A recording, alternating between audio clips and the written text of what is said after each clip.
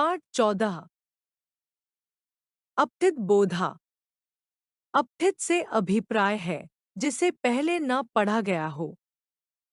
कभी कभी परीक्षाओं में हिंदी के ऐसे गद्यांश काव्यांश दे दिए जाते हैं जिनका पाठ्य पुस्तकों से संबंध नहीं होता।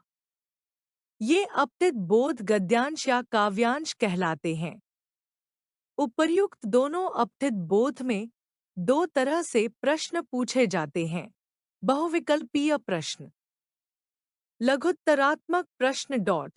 ऐसे अपठित बोध के प्रति विचलित नहीं होना चाहिए, अपितु उनके भाव और प्रमुख विचारों को समझ लेना चाहिए। अपठित बोध से पूछे गए प्रश्नों के उत्तर लिखते समय कुछ आवश्यक ध्यान रखने योग्य बातें नीचे कुछ अपठित गद्यांश दिए गए हैं, इनका अध्ययन कीजिए। अपठित गद्यांश। आज प्रत्येक मनुष्य चाहता है कि दूसरे लोग उसका सम्मान करें, पर वह यह नहीं सोचता कि उसका भी कुछ कर्तव्य है। सच तो यह है कि शिष्टाचार को अपनाकर ही व्यक्ति किसी का सम्मान करता है या किसी से सम्मान पाता है।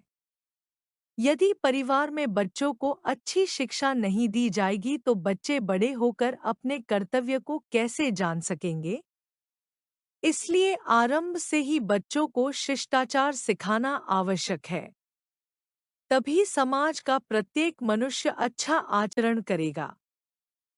वास्तव में शिष्टाचारी व्यक्ति ही सम्मान का पात्र होता है।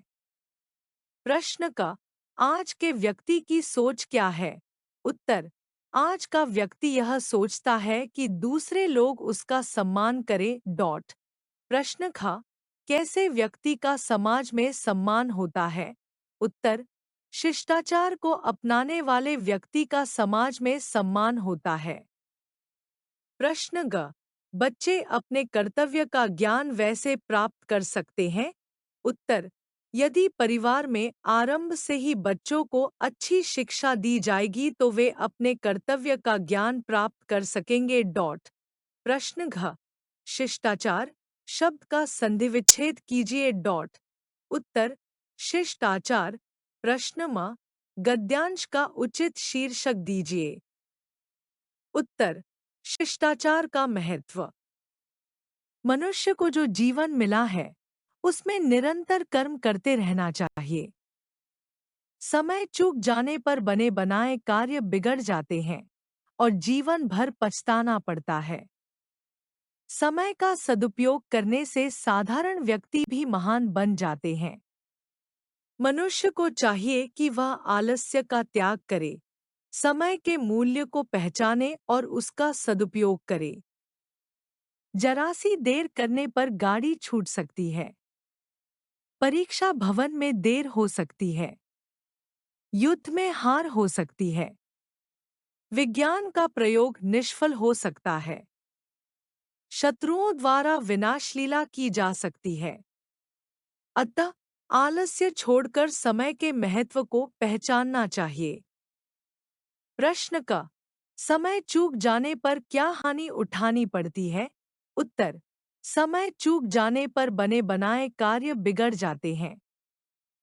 प्रश्न ख समय के विषय में मनुष्य का दृष्टिकोण वैसा होना चाहिए।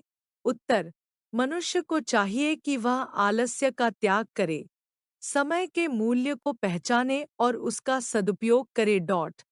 प्रश्न ग आलस्य देरी का कारण माना जाता है, कार्य पर इसका क्या प्रभाव पड़ सकता है? उत्तर, आलस्य करने पर परीक्षा भवन में देर, युद्ध में हार, विज्ञान का प्रयोग निष्फल तथा शत्रुओं द्वारा विनाशलीला जैसी दुर्घटनाएं जन्म ले सकती हैं। प्रश्न घ इस गद्यांश का उपर्युक्त शीर्षक दीजिए। उत्तर, समय का महत्व। अपठित पद्यांश। जीवन की मुस्कान किताबें बहुत बड़ा वरदान किताबें। गूंगे का मुंह बनकर बोले बहरे के हैं कान किताबें। अंधे की आंखें बन जाए ऐसी हैं दिनमान किताबें। हीरे मोती से भी बढ़कर बेशकीमती खान किताबें। जिनके आने से मन हर्षे ऐसी हैं मेहमान किताबें। क्या बुरा यहाँ क्या अच्छा करती है पहचान किताबें। धारा प्रेम की बहती इनमें फैलाती हैं ज्ञान किताबें। राहों की हर मुश्किल को कर देती आसान किताबें। कभी नहीं ये बूढ़ी होती रहती सदा जवान किताबें। प्रश्न का किताबें हीरे मोती से भी बढ़कर है। डॉट आए सस्ती। टू हानिकारक। थ्री बेशकीमती। प्रश्न खा किताबें किसकी पहचान कराती हैं। आए सबकी। टू चोर की। थ्री अच्छे और बुरे की।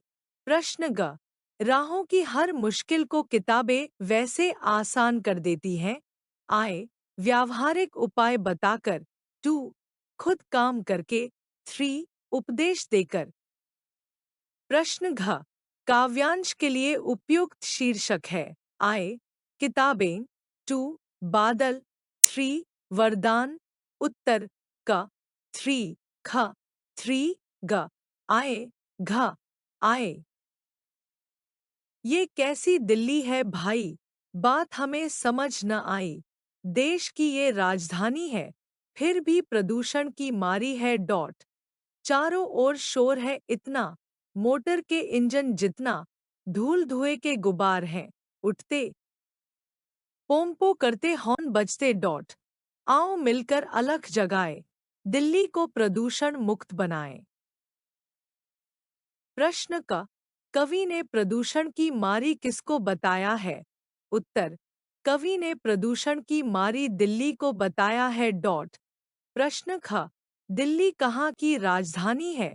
उत्तर दिल्ली भारत की राजधानी है। डॉट प्रश्न ग काव्यांश में से कोई एक जातिवाचक व एक व्यक्तिवाचक संज्ञा छांटकर लिखिए। उत्तर जातिवाचक संज्ञा राजधानी। व्यक्तिवाचक संज्ञा दिल्ली। डॉट प्रश्न घ काव्यांश का उचित शीर्षक दीजिए। डॉट उत्तर प्रदूषित दिल्ली।